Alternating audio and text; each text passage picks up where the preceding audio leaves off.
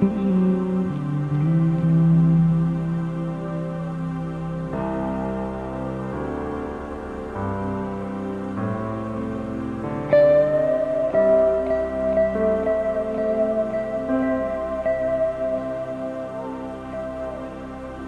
can't let you go without asking you about this perennial talk of reunion.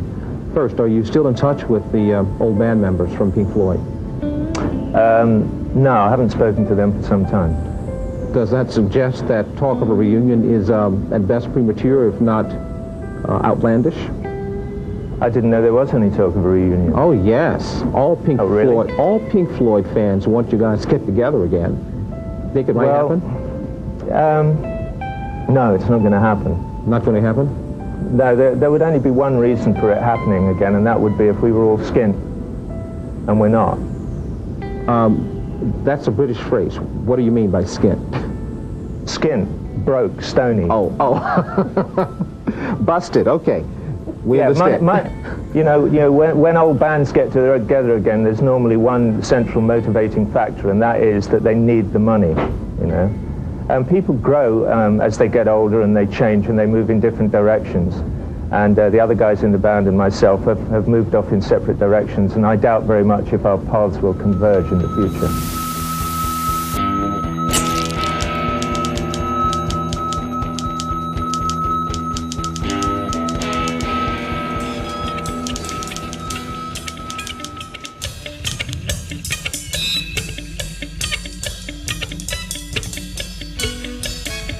We were doing light shows just in a little church hall, in All Saints Church Hall in Powys Gardens in Notting Hill Gate. In fact, that's where we started to gain some kind of popularity in London. We started doing these. We would play there once a week, and it snowballed incredibly quickly. That was using liquid slides and stuff, which nobody was doing at all. But it snowballed very quickly. There were sort of 20 people there the first week, and 150 the second week, and the third week you couldn't get anywhere near the place. People had heard there was this band of lunatics doing all these weird things. We had a very sort of, what it would now be considered ridiculously crude, but a very effective system generally using these colour slide things that people would put these liquid slides into carousel-type projectors, and then by heating them and using different sorts of inks and oils, make them bubble, spin, and do all sorts of things. It was actually a very effective device, but very simple, and certainly usable in a club situation. The light techniques they're using now are the result of 5 years' research by an architect, Mike Leonard, at work here on his new light projector. The work goes on in a house in Highgate in London. The most important start point for the light show was Mike Leonard and the Hornsey College of Art. That was a sort of idea that the music could be improvised and the lighting could be improvised to go with it. I'd just been playing around with making light machines, and I'd started a first embryonic sort of light machine, which was really discs with coloured patterns pushed through optical devices, which gave you quite a wide range of images. Another experiment aims at a more controlled relation between sound and image.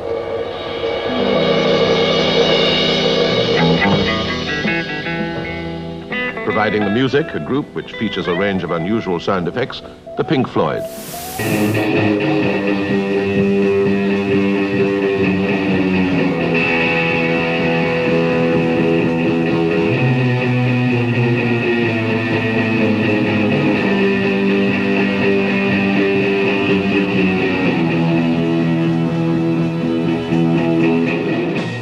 Floyd we'd managed to do that great thing, which is the perfect thing a manager can do, which is attach a group to a movement.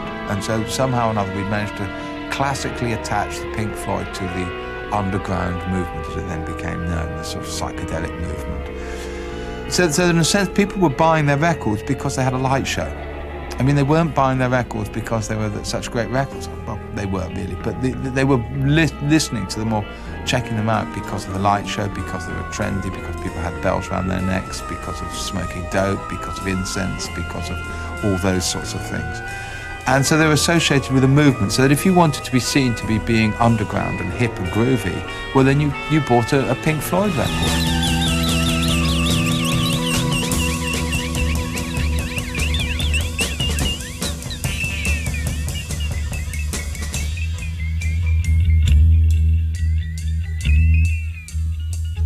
So we were very experimental. By the time we got to UFO Club, we were playing whatever we felt like. And it seemed to me we actually played quite a lot of rubbish. What we were doing was different, but my God, it was bad. I mean, our early playing was unbelievably amateur, and, there was an awful lot of Bo Diddley in there.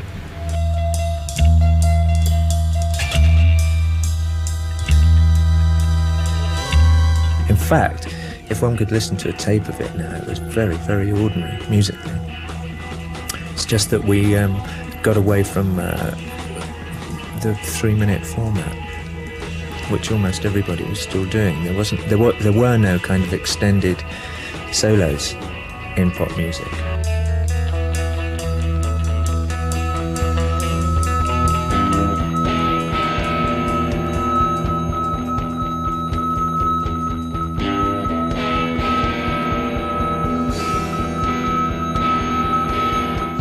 He was a very interesting man.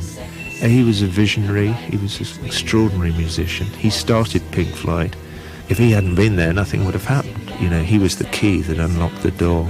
The icy waters underground.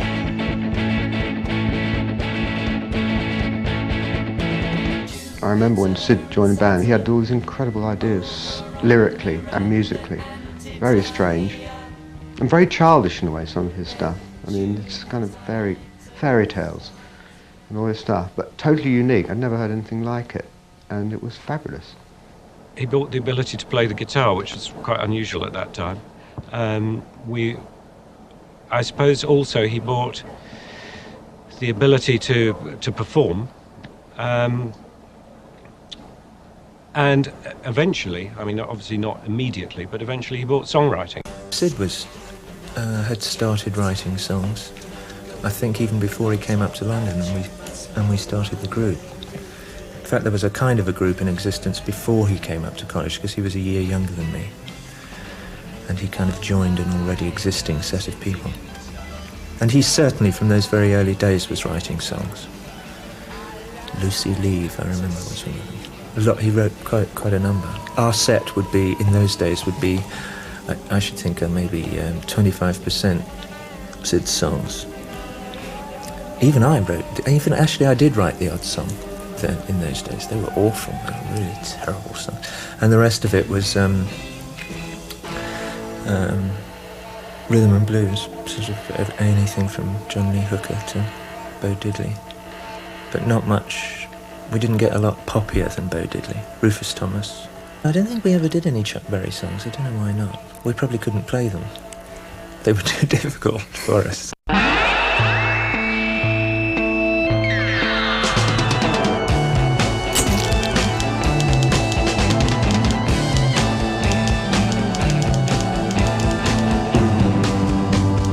Emily tries but misunderstands. She's often inclined to borrow somebody's dreams till tomorrow. There is no other day. Doing your first album, putting down your music onto tape, and knowing that the Beatles are next door doing Sgt. Pepper. I was a bit of a snob before then. I was a real jazzo, and I didn't really believe that pop music meant anything at all. When I heard Sgt. Pepper, it changed my attitude to what people like us could do. Soon after dark, Emily cries, gazing through trees in sorrow, hardly a sound till tomorrow. There is no other day. Let's try it another way. You'll lose your mind and play free game. Well, Norman Smith did the first few albums. He'd and taught us a lot about what was going on. He basically had been the engineer on the Beatles, and George Martin had been the producer, and he wanted to do a George Martin, basically. So he was looking at people from the point of view of discovering a new Beatles and becoming a really world name like George Martin and get percentage points off groups. And he looked at us, and he did us and the Pretty Things when they were doing their SF Sorrow and their sort of quite good concept album thing. And he taught us a lot of stuff, but he didn't want us to get wilder and wackier. He wanted things to be, he wanted things to be more regular and single. He wanted us to do lots of hit singles and be like the Beatles, I think. Well, if I first may turn to Roger, I want to ask one fundamental question, of which our televiewers may not be quite aware the significance of it, because they didn't hear all of it.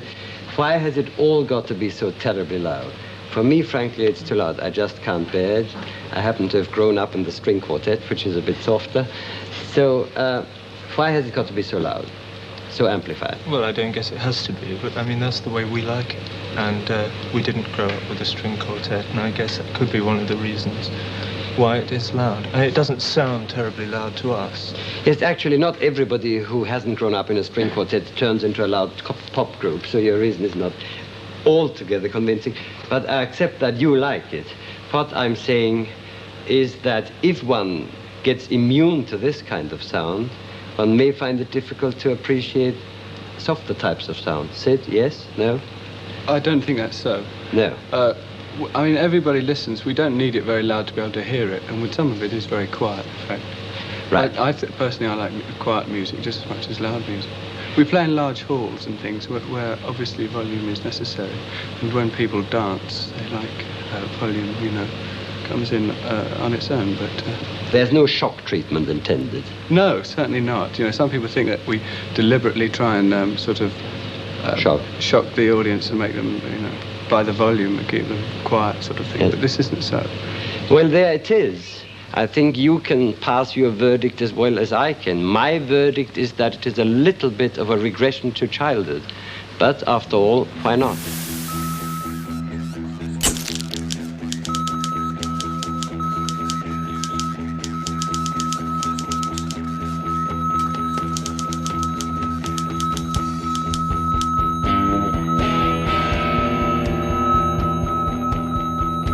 I went to see them at the Royal College of Art. It must have been in October or November. And at that College of Art run, I was talking to Nick, and he said, be prepared. You might easily be getting an invitation soon. And, I mean, you could see quite easily how horribly wrong it was all going for everyone. And they weren't enjoying themselves very much.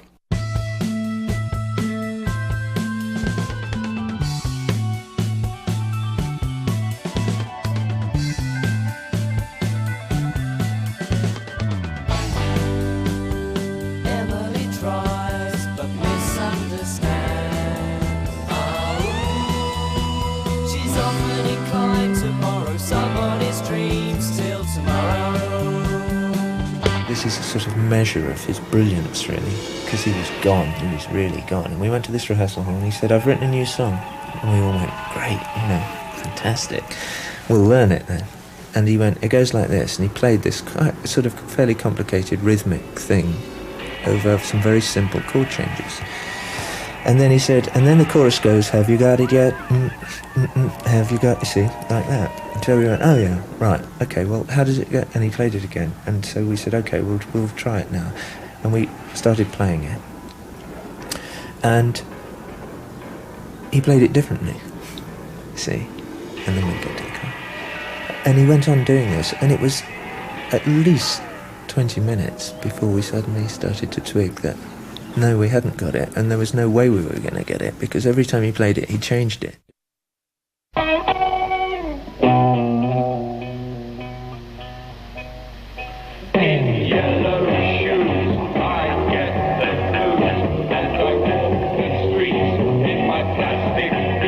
I saw him writing Vegetable Man. He wrote it in our sitting room. He just sat there because he had to have a song for the session, and he just sat there and wrote, and it was just a description of himself and of where he was and what he was doing, you know.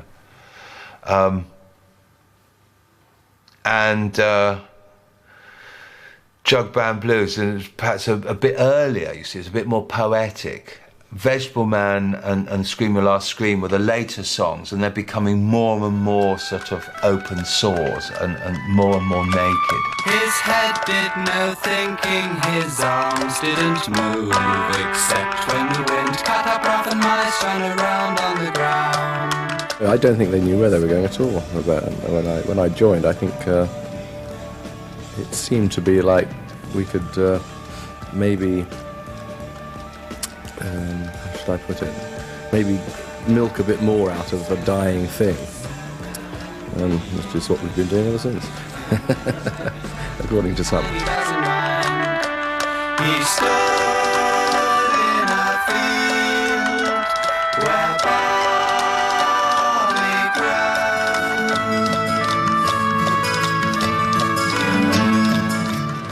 My guitar style and Syd's guitar style were not even close, so it was very difficult to know exactly what to do. It took a while for me to settle in.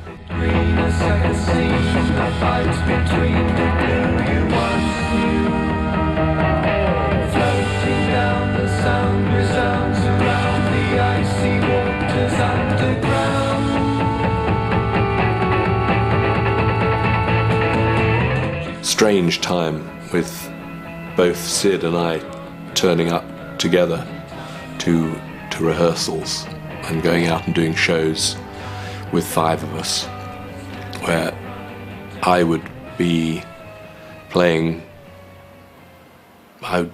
and playing Syd's parts and singing Syd's songs, while Syd would be sort of standing there and sometimes singing a little bit and sometimes playing a little bit, and very odd.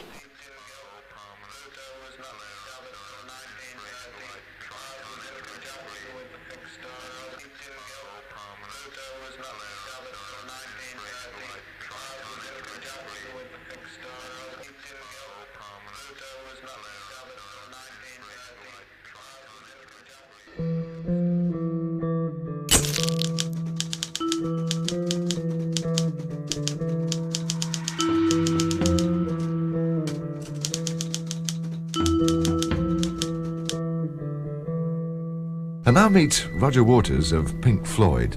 Roger, your kind of music doesn't usually find its way into the charts these days. Do you find there's still a demand for it?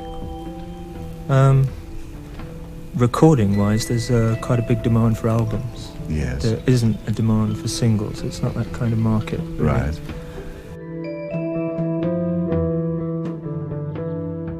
Back in the past, in the very early days, we tried to have hit singles. There was one called Apples and Oranges. Down by the riverside, feeding ducks in the afternoon time.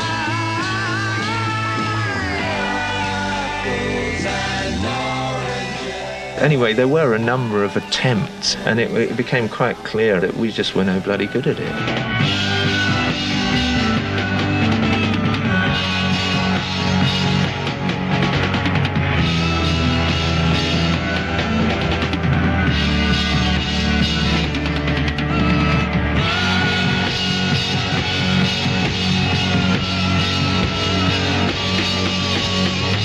The direction started taking place quite quickly after I joined. There was a direction that seemed to start coming forward, but I don't think that started till after Syd had gone. I don't think it was possible to really think of much of moving forwards while Syd was still there.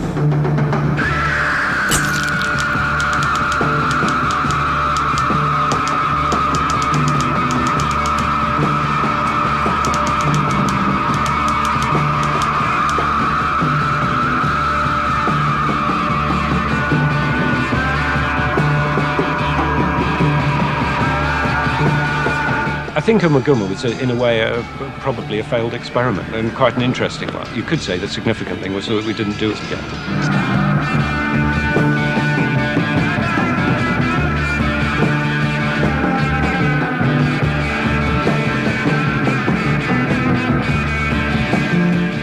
if you listen to the albums in the early 70s, there was a lot of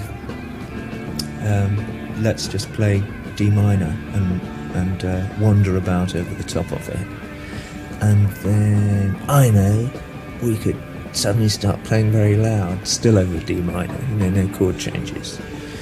And I'm thinking specifically of Careful with That Axe Sushi.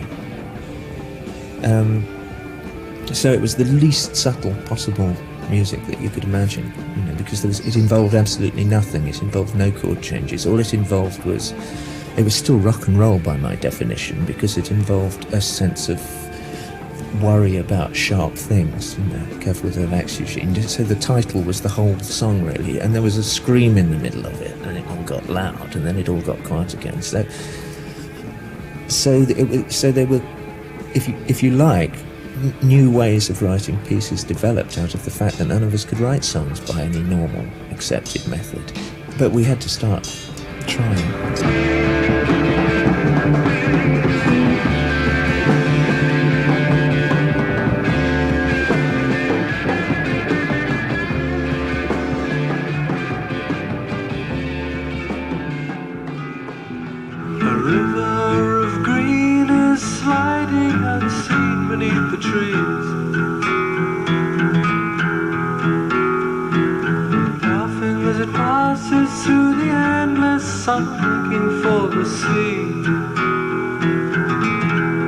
I always think the musical direction of the band might be likened to four drunks wrestling for control of a car wheel.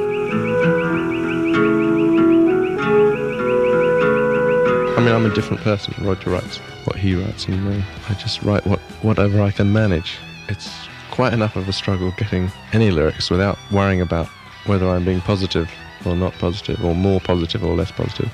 Over the years, learned to recognise a feeling that is, here comes a song, and when that happens I go pick up a guitar or go to the piano and wait for it to emerge.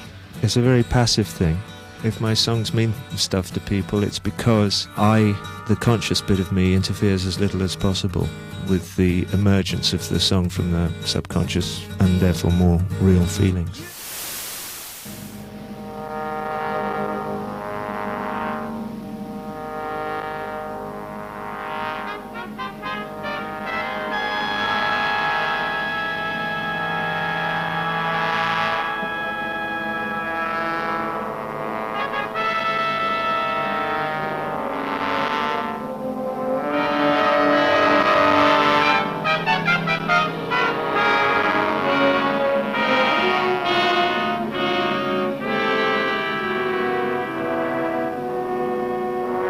It was a period when we were very involved with a man called Ron Geeson.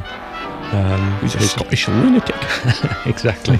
And he did the choral parts for Atom Heart Mother for us. But he also, I think, taught all of us quite a lot about tape recorders and how to use them and the tricks you could do with them. And I think that piece reflected a lot of Roger's interest at the time in using sort of human sounds, but then altering them drastically by tape speed or whatever.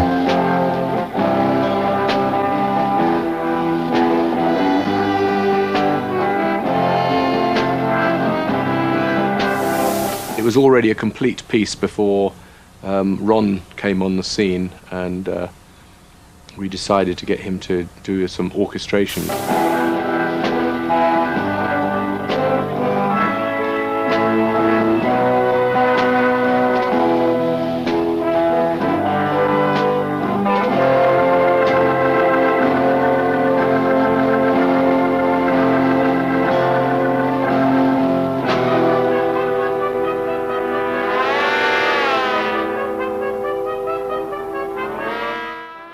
They had lots of little, or not so many actually, maybe 5 or 6 little sections that they had recorded at EMI Abbey Road of what I call a backing track, and they had then stuck these together. The speeds were all wrong.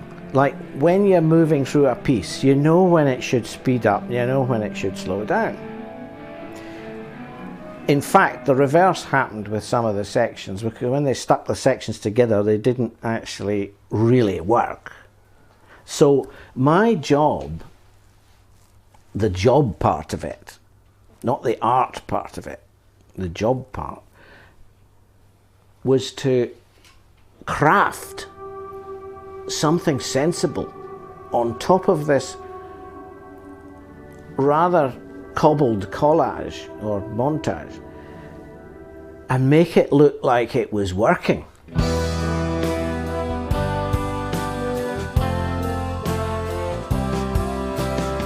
The art bit was getting a couple of melodies that really worked.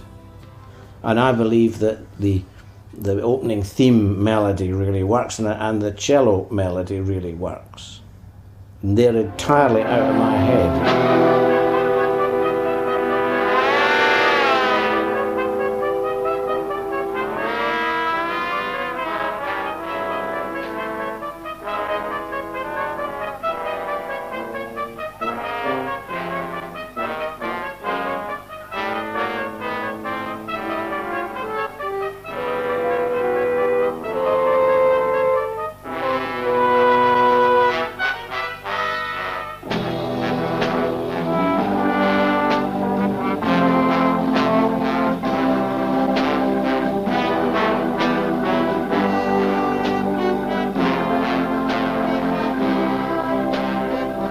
At that time, EMI had just moved on to 8-track recorders with 2-inch tape.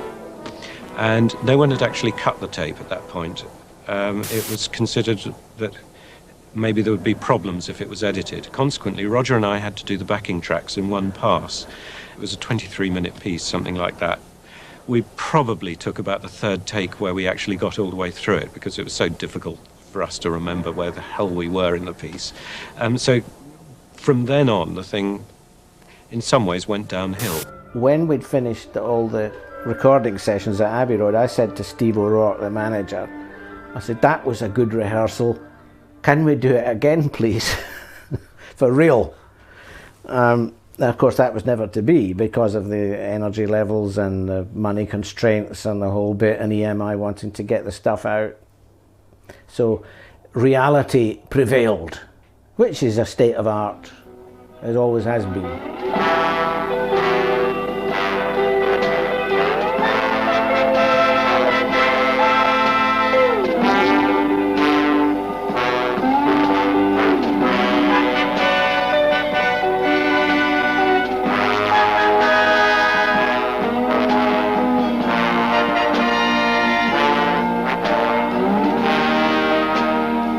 I think the whole thing was a bit of a mishmash myself. If Atom Heart Mother in itself was a more structured piece, or if there was some way of pulling it out, I'd still love to perform something like that again, just the vocal section. I'm sort of less fond of the brass parts for it. I wouldn't dream of performing anything that embarrassed me. If somebody said to me now, right, you know, here's £1 million, go out and play Atom Heart Mother, I'd say, you must be joking.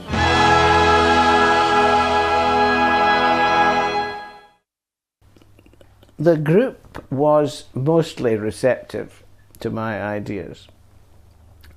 There were murmurings and frowns and puzzlement at times, but it's not bad. It's not a bad little number, but it was, again, it was all that could be done with all the material and confinements. Various. Look back on it now, on the Atom Heart Mother period, and I can see where the progression is going from Saucerful of Secrets through Atom Heart Mother to, say, Echoes on Metal. And there is a sort of progression that you can follow what we were trying to get at, but I would not say that Atom Heart Mother was at all a successful one, really. It's not something that I have any great fond memories of.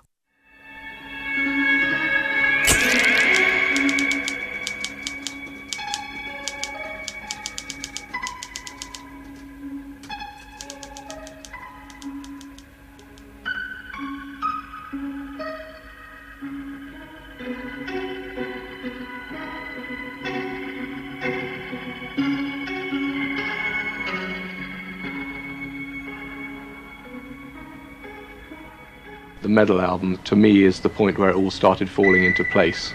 The Echoes piece itself, sort of 25 minutes long, going through all sorts of different moments, all of which are really good. So, yeah, that was leading the way towards the Dark Side of the Moon.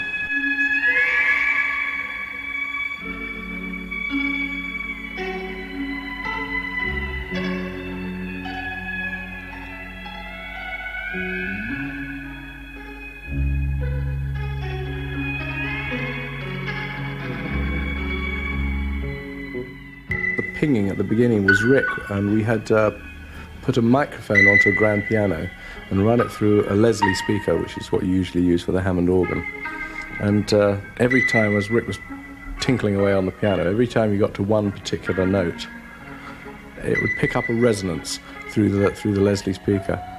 And so he just started making up that intro piece, which we then recorded. And we left it at that. We then carried on and we did loads and loads of other demos for that album, for the Medal album. And that was the first time we started moving out of Abbey Road Studios, in fact, because they had not got 16-track tape recorders, whereas George Martin had built his Air Studios and we got 16-track tape machines in there. So I think we moved up there to make most of that album. But we did a lot of the demo stuff for it at Abbey Road. And the very beginning of that Echoes track was from the demo, and when we tried to reproduce it, we couldn't ever get it to sound quite the same again. So we actually had to use the demo piece up to the first chord change, I think, and we then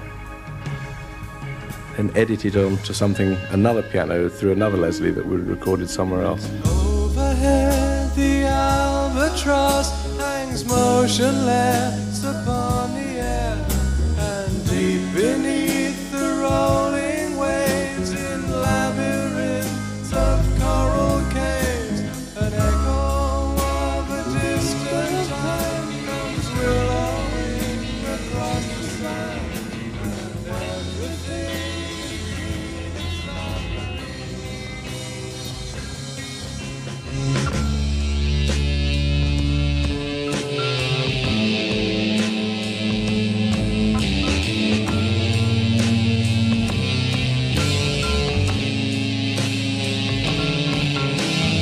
Felt at the time that we'd had enough of concert films,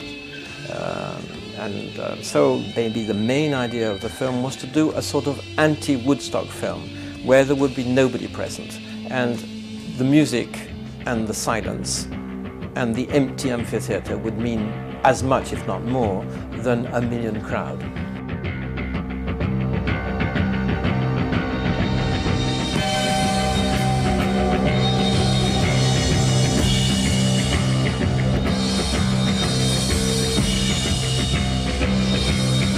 Roger came up with the thing. I'd been playing with the delay, a tape delay on my guitar. Oh, for years I've been playing with it, but just before then I'd been doing some specific rhythmic things with it. And he decided to try and do the same type of thing as I was doing on a guitar, on the bass. And he came up with that basic sort of riff, which was the same as one I'd done previously on a guitar. And we went into a studio called Morgan Studios. In fact, we recorded that at Morgan Studios. And we decided that we were both going to play it. Myself and Roger were going to double track it at the same time live with two basses. So we got the spare bass out of its box, and the strings were completely dead. They were horrible on it. So we sent one of our roadies off to rush out to buy a new set of bass strings. It became a very funny story because he didn't come back for like 5 hours. And we were sitting there with the clock running up and the money disappearing down the drain. And we actually put the track down without him. And you can actually hear it. The first bass that comes in, I'm playing, you hear this dong sound. And when the second one comes in, it's also because it's got these horrible dead old strings on. It's still there on the record.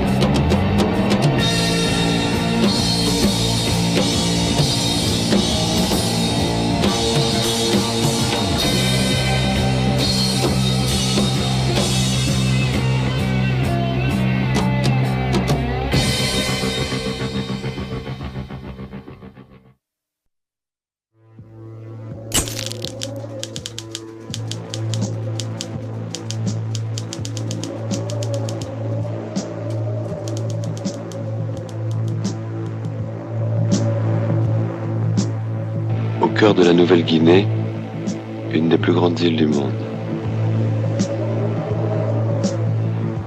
Les Australiens ont découvert ces montagnes en 1954. Aucune route n'y mène. Elles sont inaccessibles.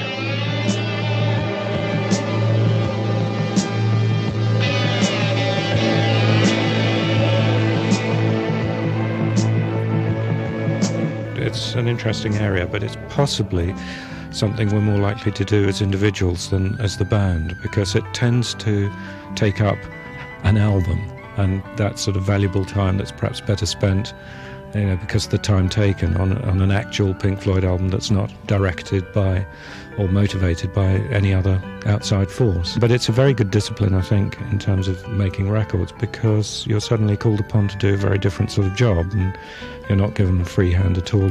You're asked to do music to very specific moods and very specific lengths. So I think it's a good discipline, but we're not interdisciplinary.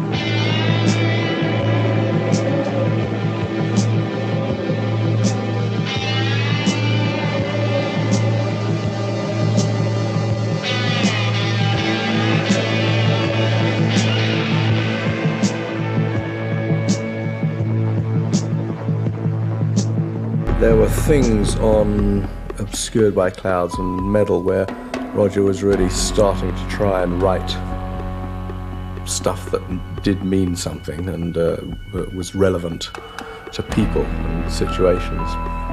I was the guy who had to sing most of this stuff, I was the singer previous to that, and on most of Dark Side of the Moon I'm the singer. And it's a vast improvement. It's much nicer to be able to sing about something that you agree with and you believe in than to sing some of the other stuff that we'd done earlier, which was, some of it was embarrassing to sing, to be frank, and so I was in absolute full agreement with doing it. It was definitely progress, definitely a move forward in my mind. I concentrated personally on trying to make sure that the music lived up to it, because Roger in his sort of moving forward in that way lyrically would sometimes forget that the music had to be good as well. And I think the music started taking second place to him. The more he got into that lyric thing, music started, on some occasions, certainly not on all occasions, but on some occasions the music started taking second place, and I sort of considered it my responsibility, if you like, to make sure that all the other sides of it stood up just as well.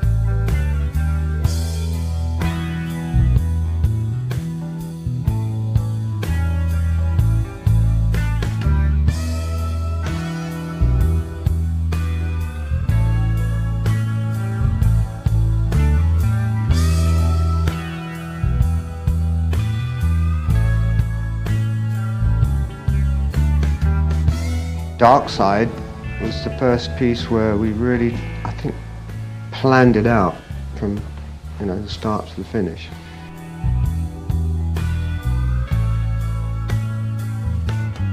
We all were quite convinced that we were moving into a slightly different league, I suppose you could say. It's very easy to see Dark Side as a turning point now, but at the time, it was just the next album we were working on.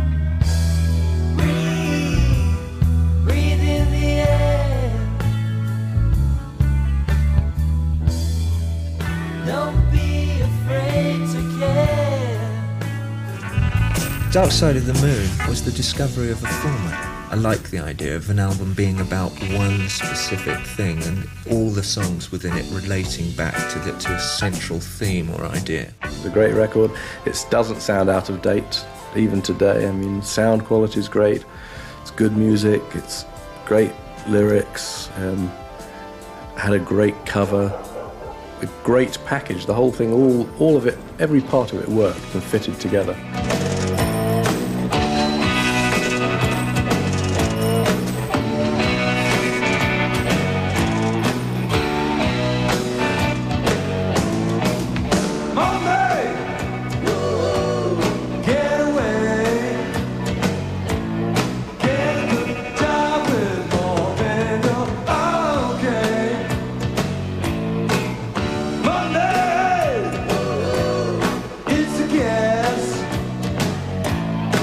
The things that were occurring to me as being ideas, possible ideas for songs, I suddenly realised could be linked thematically to make a piece about being in rock and roll, really, and about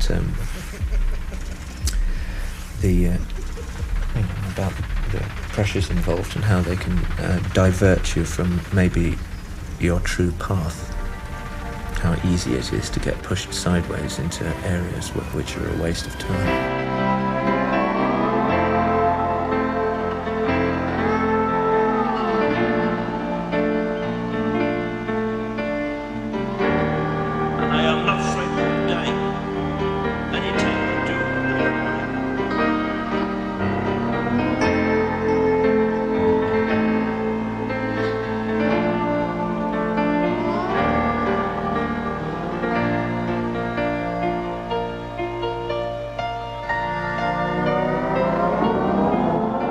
I had a shrewd suspicion. Yeah, in fact, I knew. I was absolutely certain. I don't know, I just had a feeling that there was something very complete about it that appealed to me. You know, an awful lot of albums that aren't based around a concept and that don't have a flow and dynamic built into them, you know, you get a couple of strong tracks, and then there's a weak track, and then and because there's no interconnection between them, there are holes, gaps in the thing. And Dark Side of the Moon, when we'd finished it, it felt to me as if there weren't any gaps, there weren't any holes. You know, as you put it on at the beginning of side one, you were compelled to leave it going and to turn it over and put on side two and listen to the whole thing. I suppose the nicest thing about Dark Side is that I don't have a real favourite track. What I like is the way it interacts and moves together, and I think in a way that's the sort of best compliment I could pay it, because the tendency would be with most records to be able to say, well, I particularly like this track or that track, but Dark Side, there's quite often sort of nice link pieces or the reprise of an idea, which I'd like very much. I think there's more to be done with that in rock and roll generally. Our sales and popularity moved in a quantum leap. I mean, we were actually doing really well before Dark Side of the Moon in terms of ticket sales. We could sell out pretty big places throughout the States and Europe, and the albums just never really got anywhere before then. And we really had not, I don't think anything we before then had sold more than about 250,000 records. And Dark Side of the Moon did rather more. And subsequently, of course, all the early records have sold far more than they ever sold in their first run. But number one, yes, it was a wonderful thing.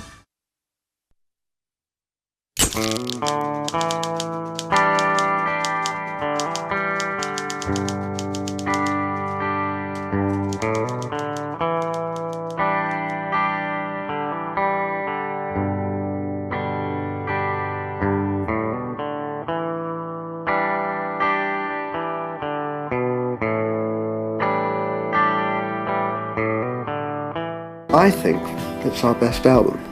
I love it lyrically, but I also love it just musically, and I love the flow of it. And I just think, I mean, I will listen to that album for pleasure. There's not many of the Floyd albums I can.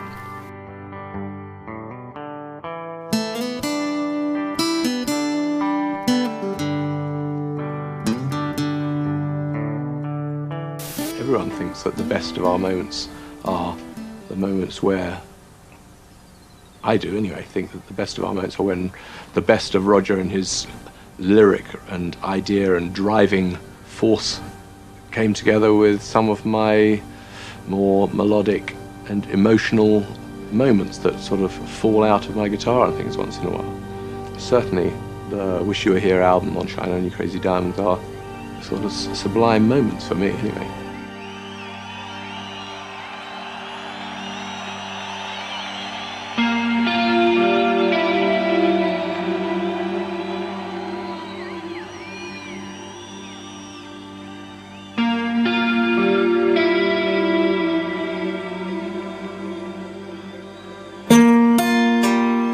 Came from. As I say, I might have been just playing an A minor chord. Boring old. And just moved my fingers to the wrong position. It could just be an accident, but it did seem to sort of have a sort of haunting, calling sound to it.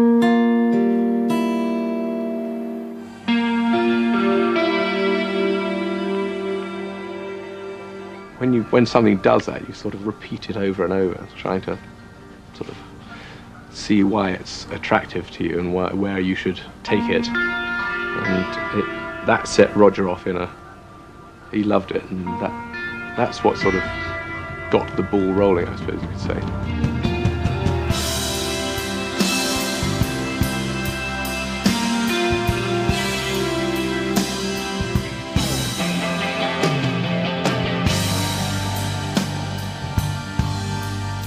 When I'm singing, Shine On, Syd's right there all the time, obviously, because the song is just absolutely about him. It's a really good song, and it describes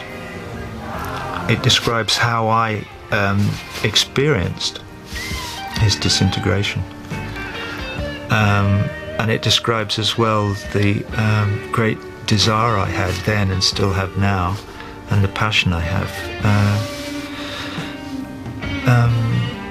to celebrate him and his talent and his humanity, and to express the love that I have for him.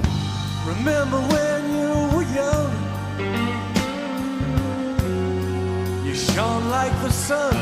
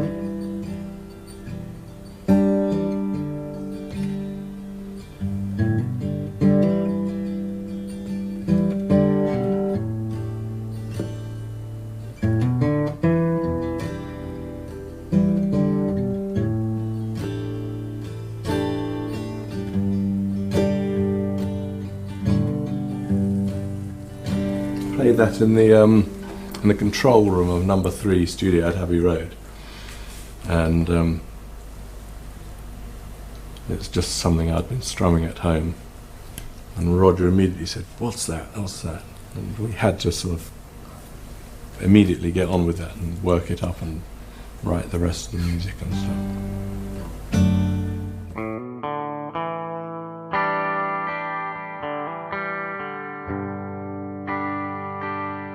Wish You're Here is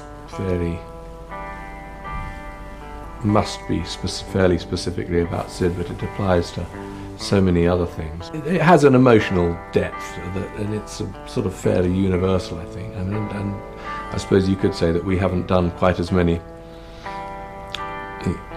concerts as people like the Stones have or someone. So my performances of Wish You Were Here still number in sort of 300 or 400, I suppose. There's another thousands that some people might do. But it still resonates. It still has its meaning. It means that to me every time I sing it. It's a brilliant. It is a very, very good combination of music and words that seems to capture something.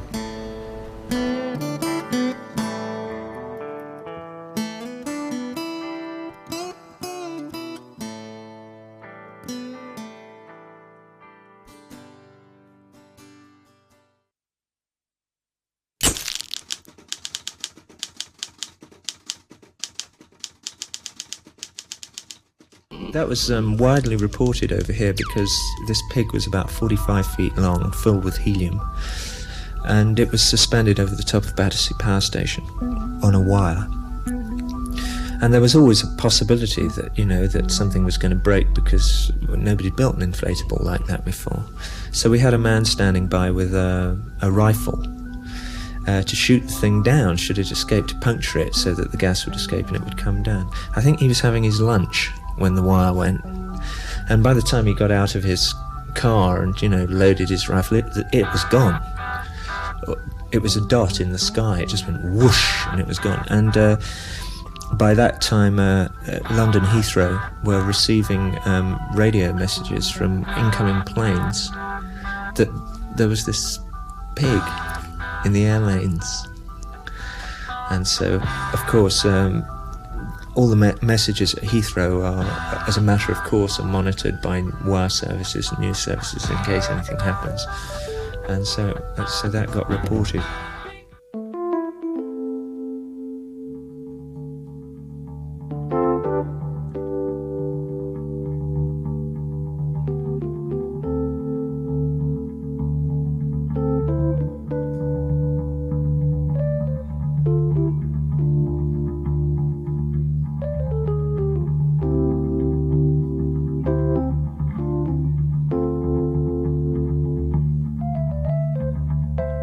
Well, I think one of the best things about working with Storm is that he knows us very well. And I think that probably gives us an awful lot of shorthand. He has a pretty good idea of what won't interest us and what will.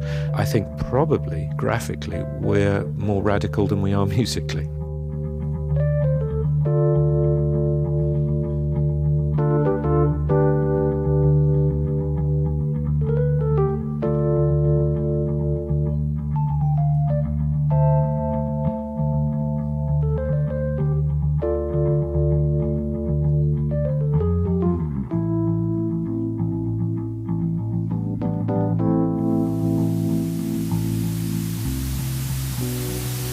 It's not as broad an album, I suppose you could say, in appeal as some of the other ones have, but I like it a lot.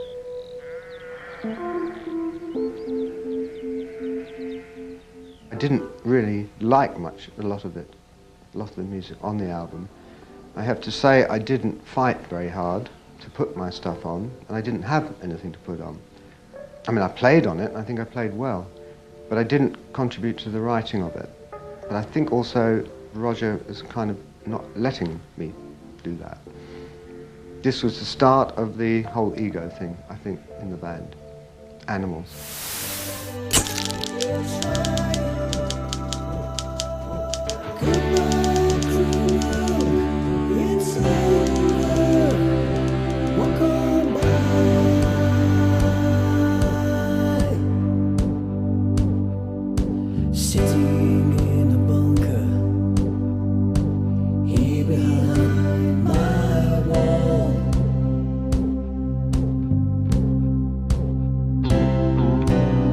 Well, the idea for the wall came from 10 years of touring rock shows, I think. Particularly the last few years when in 75 and in 77 we were playing to very large audiences, some of whom were our old audience who'd come to hear what we wanted to play, but most of whom were only there for the beer in big stadiums, and consequently it became rather an alienating experience doing the shows.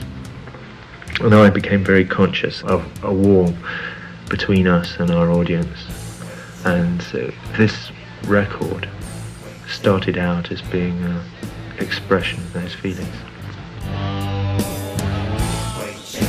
It was noisy, people were shouting, and he wanted them to listen to music, but you can't ask people to do that in a stadium of 50,000.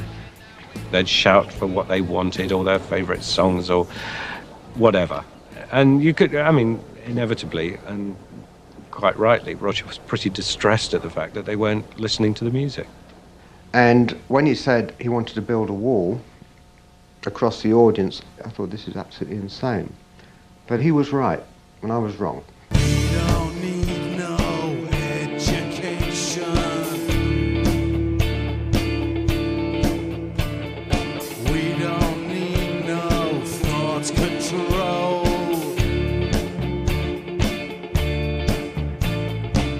time I sort of bought it all. But since I've sort of, I have to say that my sort of reappraisal of it is that it's rather a whinge. A small percentage of this is autobiographical, and all of it is rooted in my own experience. But this isn't my autobiography, although it's rooted within my experience. Like any writing, some of it's me, and an awful lot of it is what I've observed.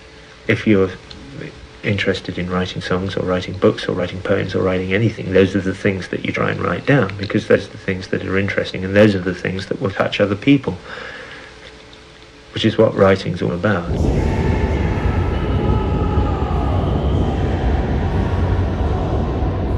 I don't fully agree with the concept of the wall. To me, it's more a catalogue of complaints, and I don't want to blame everything in my life on everyone else in my life, not myself. I think it's too complaining myself. I think there is some wonderful stuff on the album. I mean, I think there is some optimism and stuff inherent, because that's one of the wonderful things about music, is that you can have a rather doom-laden lyric on top of an uplifting piece of music, and it juxtaposes it, and it gives you a feeling of uplift about it. I think the film definitely got too black and bleak, but as I say, I don't fully concur with everything Roger says on that. I believe some parts of it are very good, but some parts were sort of a bit myopic to me.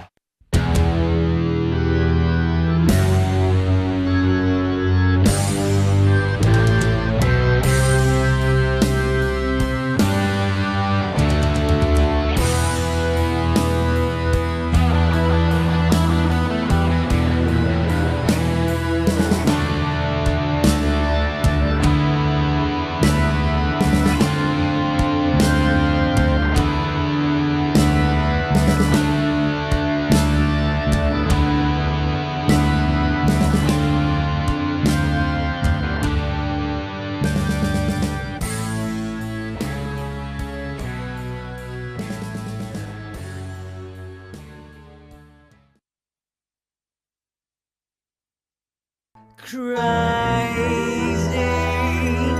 toys in the attic, I am crazy. No doubt, really, the wall represents the most elaborate, the most difficult to repeat, if you like, of the tours. Just because it was the most elaborate, we had so much staging going on and so many devices.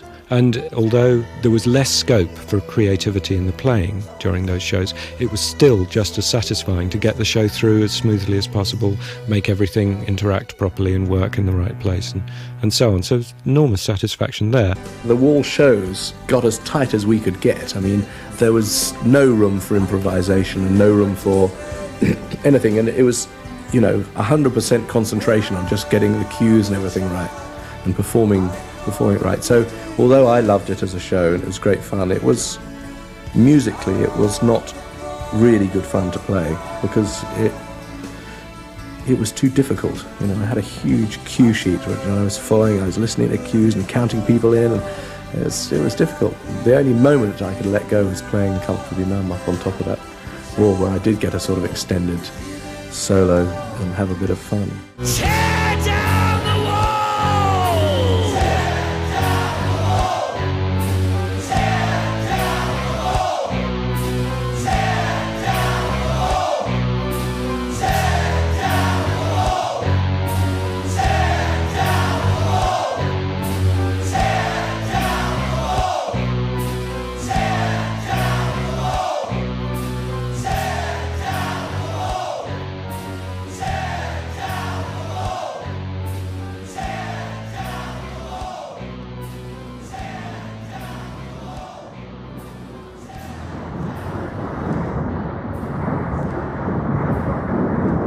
I was very, very involved in it. I mean, I worked my butt off for a year on that record.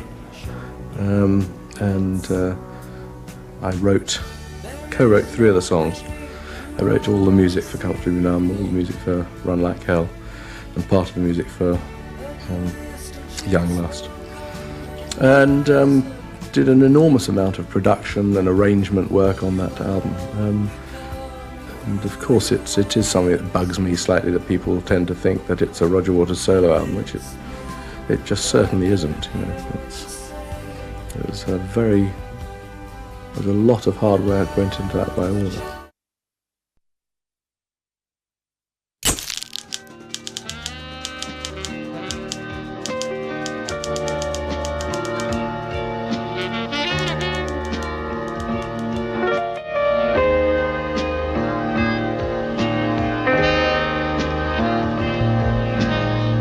Richard had been doing less towards what we were doing together over a period of time. For some reason, I think he was not entirely happy with the type of things that we had between us agreed to do. And by the time it got to making the Wall album, he'd certainly more or less stopped. And it was inevitable that he would have to go. What do they say? Musical differences or mutual disagreements? He'd just had enough, I guess. I made a decision then, well, I can't work with this guy anymore anyway. I don't want to. I don't like this band anymore the way it is. And I left. The sound is quite often, it's not necessarily only to do with what the solo instruments are. It is to do with an overall sound. And Rick's contribution at that level is immeasurable. And you forget it until you hear it. And he's an extraordinary character anyway, because a lot of what he does is totally natural. I mean, if you ask him to if you explain what you want, he might have some difficulty with it. If you just leave him to do it, it just comes straight out.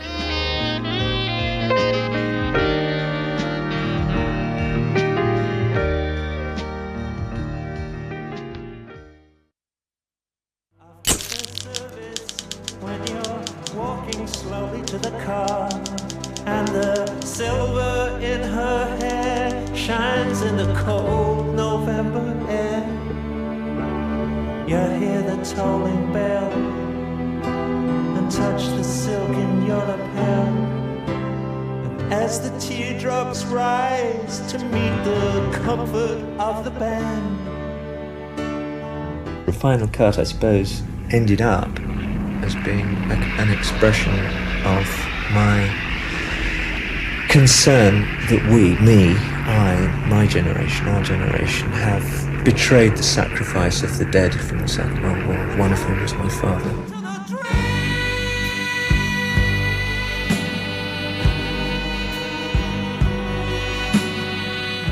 The post-war dream was the dream that was the war to end all wars, and that we were going to learn a whole load of stuff from it. And we had the first Labour government in England immediately, 1947, I think. A National Health Service was introduced, and there was a feeling that we were going to build a kinder world out of the rubble, if you like. And I don't think we have. Take all your overgrown infants away somewhere and build them a home, a little place of their own. It was torture to me. We really weren't getting on at all well. I felt that Roger was resurrecting tracks that we had not accepted for the Wall album. And I did say to him, they weren't good enough then, why are they good enough now? It got so difficult that Roger wanted me to not have a say in what was going on the production side of the album. So after a lot of arguing and umming and ahhing and soul-searching, I agreed to come off the production credits.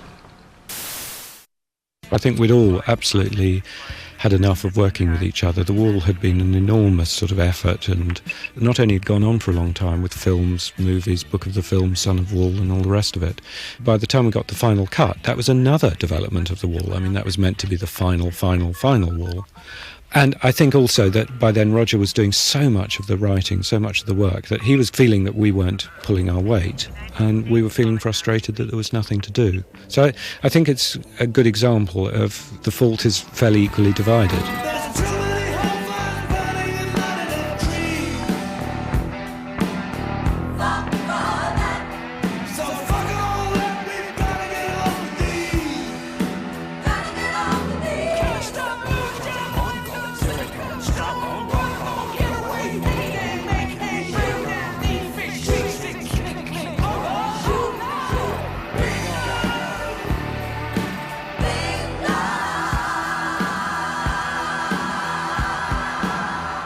I think by then there was very much a feeling that we were really hardly a band anymore, that the sum was no longer greater than the parts, that we weren't achieving anything like our potential. But the thing became, I think it became a sort of an arena for all the problems of Roger feeling that really he wanted to either leave the band or run it his way. And the material became, it sort of drifted actually. I think it probably drifted away from one idea and then became a sort of new concept and a new story. And that happened halfway through, and instead of perhaps ditching it, which is perhaps what we should have done, or rethinking it, we didn't even really have the sort of mechanism set up anymore as a band to be able to sort of sit and talk rationally about it. It would have simply been another opportunity for a fight. I think at the time I thought this was I suppose I saw that album as the beginning of the end.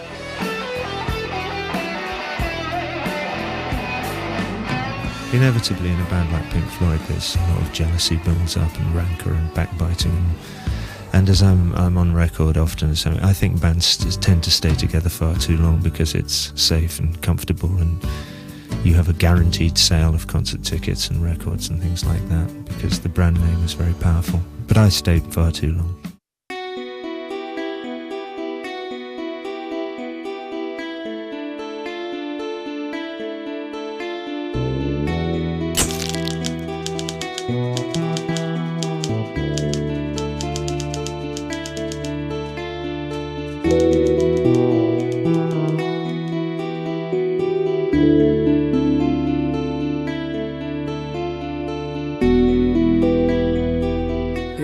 It was a relief when he got out, and I had told him consistently that I would carry on without him if he went. There was a point when he started saying, well, he'd come and sit in the back of the control room every day, but that's before he actually officially left.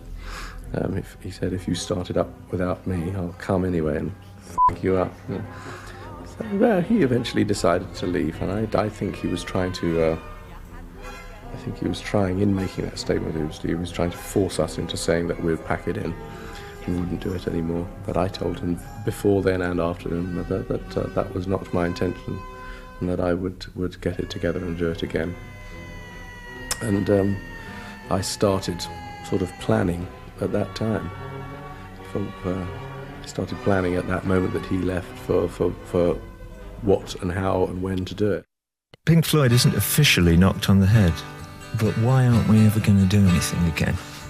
It's not much fun anymore, I think. A few political problems within the organisation, which I'm not prepared to go into. The problem with rock and roll is that it has a public face, but at the end of the day it's another business. So it's like most people expect people to behave appallingly in business and stab each other in the back and be generally rather horrid.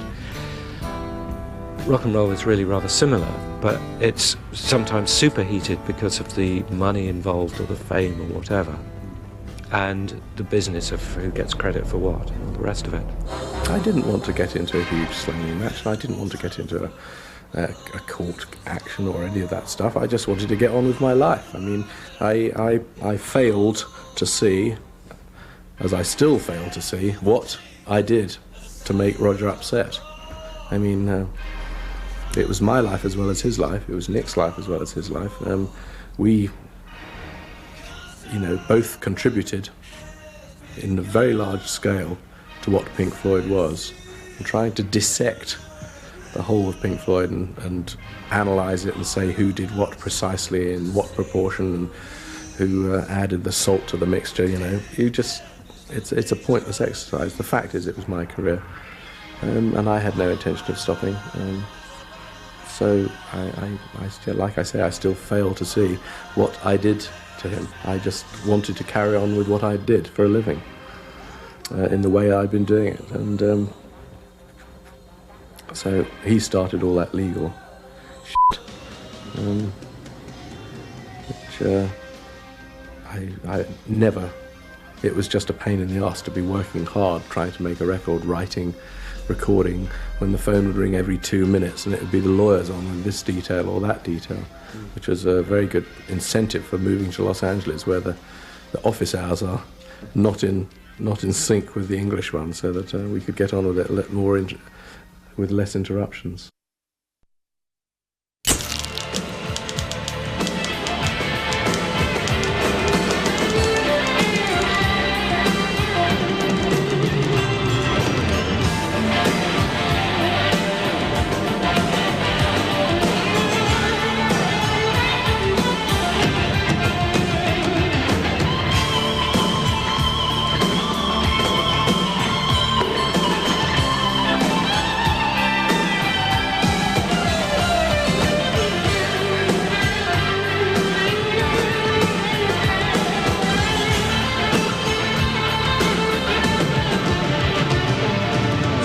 As many of the old team of people around me as I could to help, yeah, I was frightened. Yeah, I didn't know if I could do it. I mean, I don't think we announced it was a Pink Floyd album until about Christmas, because those first couple of months we were working away, and I didn't know if it was going to make it.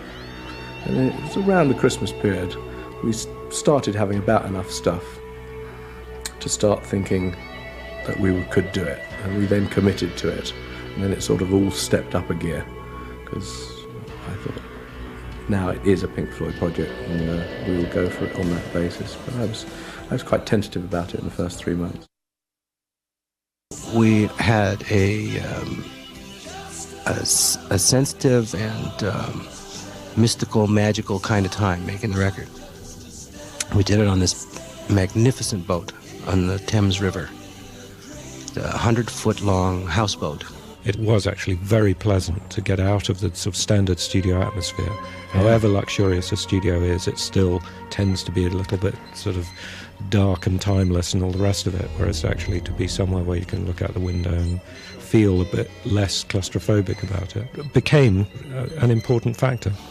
Watching the geese fly down the river and the sunset on the Thames, and even during the winter, the snowfall on the grass and so on was so magical. It was such a beautiful, hidden away, removed place. And I think that the atmosphere of the place seeped into the record.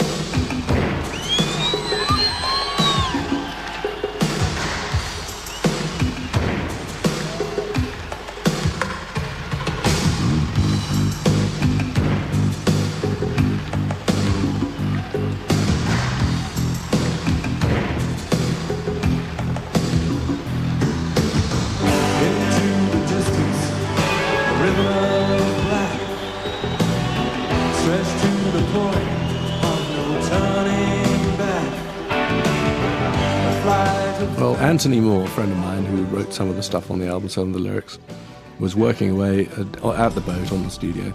And whenever there was a nice day, I would disappear off to the airfield and have flying lessons. And this rather frustrated him, I think.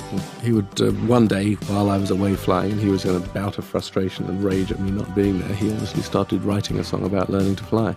Damn good little tune, if you ask me. I've made a demo of the music for that. Quite a nice sounding demo. And Anthony came in one day and I was just playing this thing and he instantly loved it and instantly wanted to take a copy away with him and came back like the next day with the first draft of the lyrics for that. And it was one of those instant ones where he demanded that I let him have it and that he write the lyrics for it, because it obviously musically was a track that sparked him off instantly. And it's really what it's all about when things like that happen, when you write something that sparks someone else off in a major way to go and be creative with what you've done.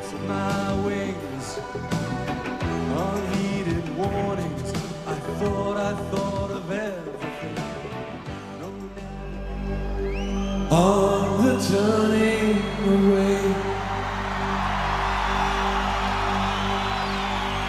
from the pale and downtrodden, and the words they say which we won't understand, don't accept that what's happening is just a case of other suffering. Oh, you'll find that you're joining in the turning away. I think the most important thing to say from my point of view about the Momentary Lapse tour was I had a wonderful time. The thing that we got from that was to go out and work long and hard enough to actually develop something to the point where you could say it's right. All the touring we ever did through all the 70s and 80s, we never ever did enough. So the shows were always half developed. We could never put, with the exception of The Wall, where because it was to be filmed, we were able really to throw everything at it and do it properly. But we still never played it as well as we would have done if we'd done it for, let's say, at least 3 months. It's just a much more relaxed attitude amongst us about how we go about doing the things we do, and decisions are not usually with vast arguments, and we tend to agree pretty much on what we're attempting to do. I think the music is, there's perhaps slightly more a sense of fun on stage or within the band. So the playing is just a little bit freer.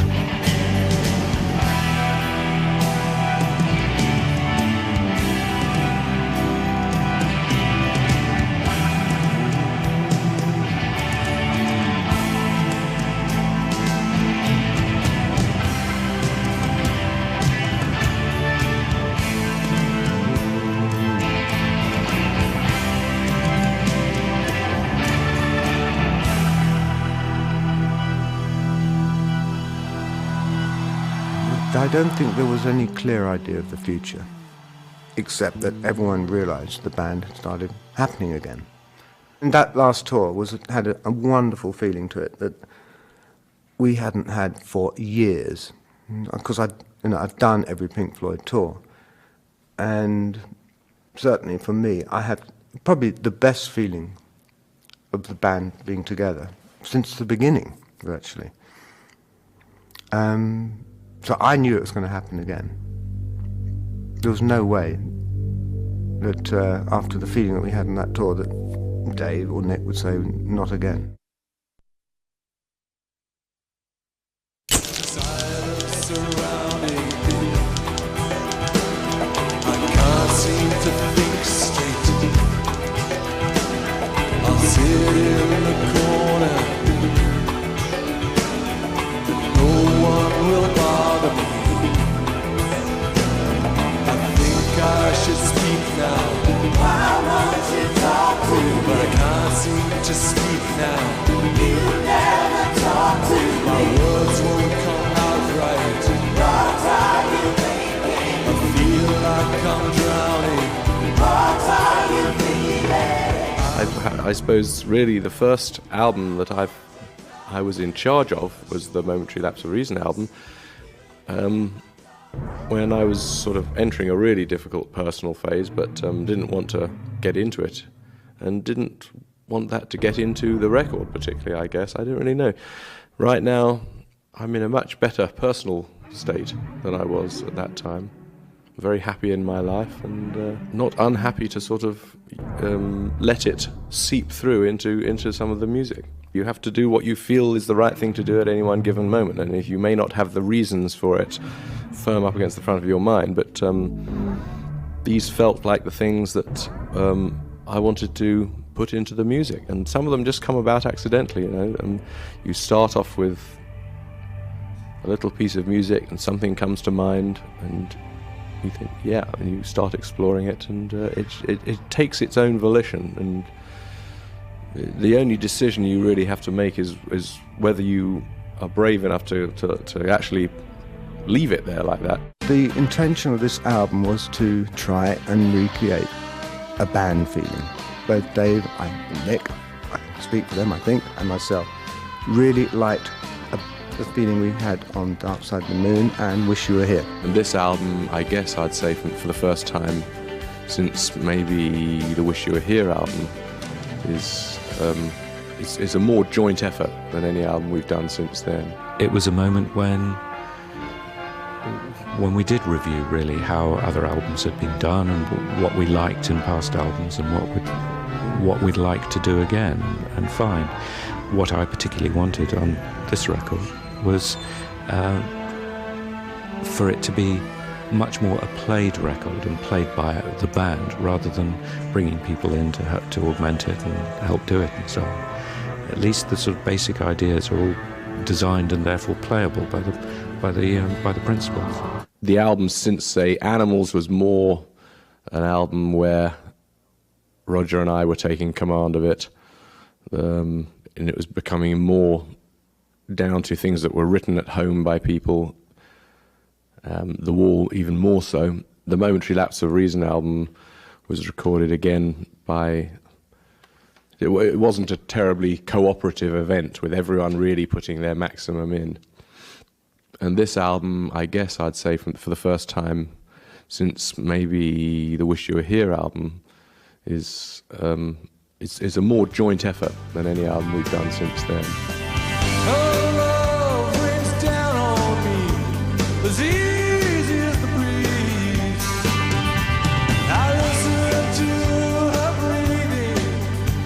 It sounds like the waves of the sea. I was thinking all about her, burning with rage and desire. We were spinning into darkness, and the earth was on fire. She could take it back. She might take it back. We started off by going into Nick's studio, Britannia Row studio in London, January '93, with myself, Rick and Nick and Guy, the bass player from our last tour, and we just jammed away at anything for 2 weeks, just playing anything that we had in our heads or that we made up on the spot. And then we took all that over to Astoria and started listening to all the tapes and working stuff out. We found we had 65 pieces of music. You know, the actual process of sitting together in a room with several musicians and actually performing together from nothing is a very interesting, exciting sort of process. And rather than coming into the studio with pieces of music that I already had and pieces of music that Rick already had and stuff like that, and music from anywhere, I thought that it would be better for us to start off from scratch with nothing and just go in and start jamming. Whether or not we would keep all that stuff or whether we'd use any of it or what was not really particularly relevant, but just to start that process off. And in fact, we didn't use, several of the tracks are sort of my own songs that didn't even come from that period and have been written since or whatever. It doesn't really matter, but that process was a very, very good, if you like, communal process where we all contributed together, and that was what started the album off. It gave us our kickstart. So the start of the album came from a more joint effort than any album that we've made since Wish You Were Here. I suppose you could say that there's a theme throughout the album which involves communication, and pretty much all the songs are connected to the theme of communication in some way or another.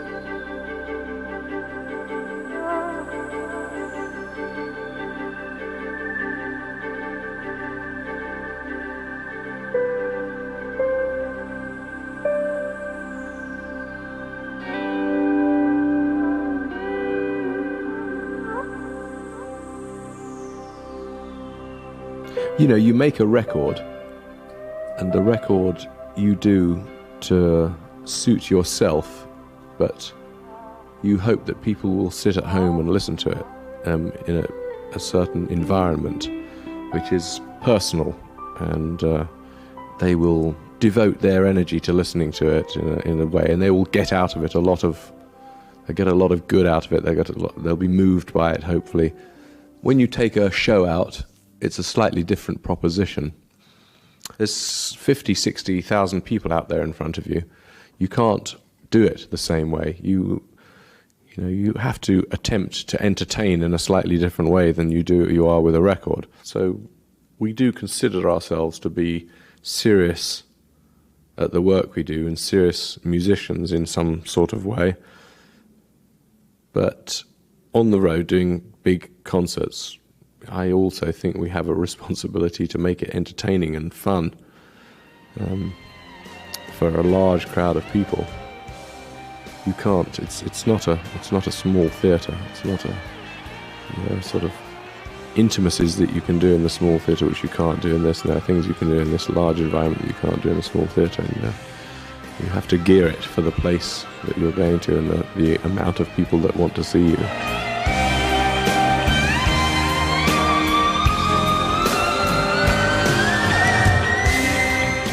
There are still things to do. The sum is still greater than the parts. That's what it boils down to. That there are things that can be achieved with a band that cannot be by the individual, or any individual, I think. If there's no aspiration and if there's no interest or no enthusiasm, then the thing is dead anyway. People grow as they get older, and they change and they move in different directions. And the other guys in the band and myself have moved off in separate directions, and I doubt very much if our paths will converge in the future.